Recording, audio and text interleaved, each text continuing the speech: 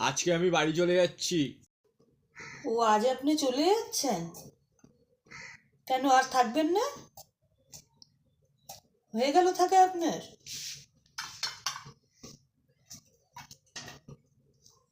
এতদিন আপনার এত সেবা যত্ন করলাম আমরা। ও আজকে আজকেই চলে যাবেন?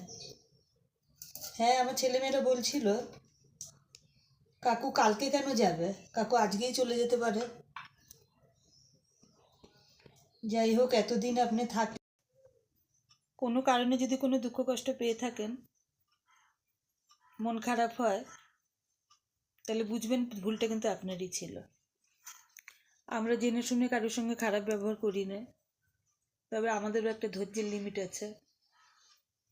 কাকু আবার যদি আসেন আপনি একটু ভাবনা চিন্তা করে আসবেন।